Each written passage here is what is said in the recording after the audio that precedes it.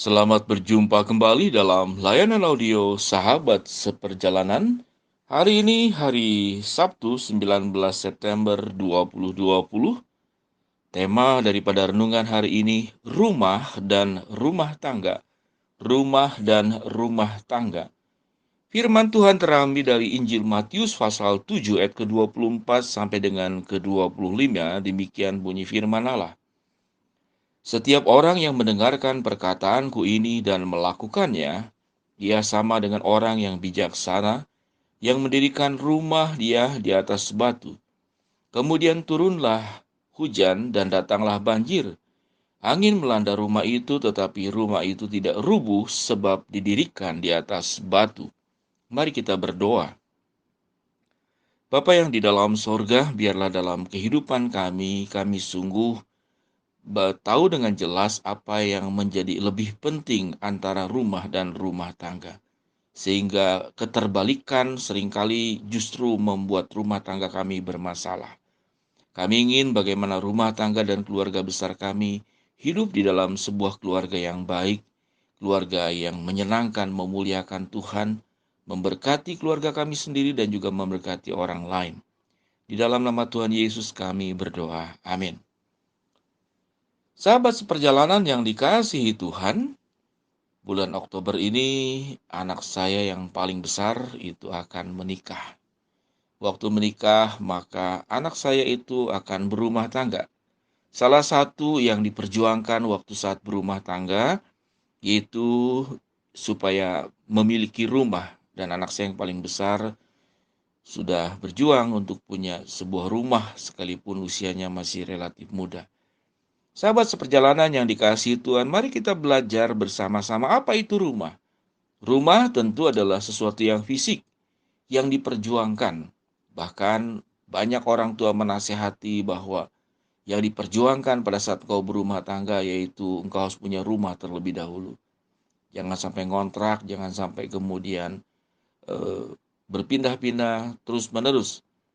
Sehingga harus berjuang kalau tidak punya cukup dana yang memadai, maka menabunglah sebisa-bisanya. Iritlah untuk tidak membelanjakan hal-hal yang tidak perlu, agar bisa terwujud untuk memiliki sebuah rumah. Masalah ukuran tentu disesuaikan dengan kondisi keuangan. Maka itu rumah. Maka rumah itu penting. Namun ada hal yang jauh lebih penting, yaitu namanya rumah tangga. Rumah tangga adalah orang yang tinggal di dalam rumah itu sendiri, yaitu ayah, ibu, anak-anak, kakek, nenek, dan anggota-anggota keluarga yang lain. Mendirikan rumah itu, saudara, sulit. Tapi membangun sebuah rumah tangga yang baik, itu jauh lebih sulit. Memiliki rumah mewah, wah, sulit luar biasa. Tetapi membangun rumah tangga yang bahagia, itu sangat sulit luar biasa kalau tidak disertai oleh Tuhan yang pertama. Yang kedua, kalau tidak diikuti oleh kedewasaan yang tumbuh di dalam setiap anggota rumah tangga. Mari kita belajar, saudara-saudara, mencari tahu mengapa keluarga disebut dengan rumah tangga. Kenapa tidak disebut dengan kata-kata yang lain? Saudara, waktu saya merenungkan mengapa dikatakan keluarga itu disebut dengan rumah tangga. Yang saya terpikir kata tangganya.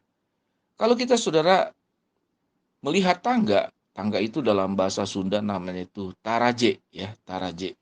Taraje itu tangga. Tangga itu, saudara, tersusun dari dua bambu yang panjang vertikal, kemudian disertai dengan bambu-bambu yang lebih kecil yang horizontal, yang jumlahnya bisa 15, bisa 20 tergantung ketinggian tangga tersebut. Bagi saya, saudara-saudara, filosofi tangga adalah sesuatu yang sangat luar biasa untuk menciptakan sebuah rumah tangga yang baik. Yang pertama, saudara-saudara, tangga-tangga yang horizontal itu punya tujuan yang sama. Tujuannya adalah mengarah ke atas. Lalu kemudian di setiap tangga punya jarak yang sama. Mungkin 30 cm atau 20 cm, saya tidak mengukurnya. Jadi punya tujuan yang sama, tujuannya itu naik ke atas. Atau setelah ke atas dia turun ke bawah, itu fungsi tangga. Lalu kemudian setiap anak tangganya itu punya kemudian panjang yang sama. Jadi ketinggian yang sama, panjang yang sama, lalu menuju ke atas. Artinya di dalam rumah tangga, itu harus ada sebuah kesepahaman bersama. Bagaimana untuk bisa menjadikan sebuah rumah tangga itu bahagia? Rumah tangga itu jadi luar biasa. Perlu visi yang sama, perlu tujuan yang sama. Kalau tujuannya tidak jelas, maka akan bermasalah. Tangganya tidak beraturan, anak tangganya.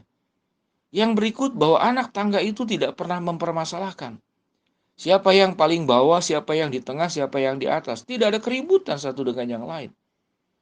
Setiap anak tangga itu memerankan perannya masing-masing dengan tugasnya masing-masing.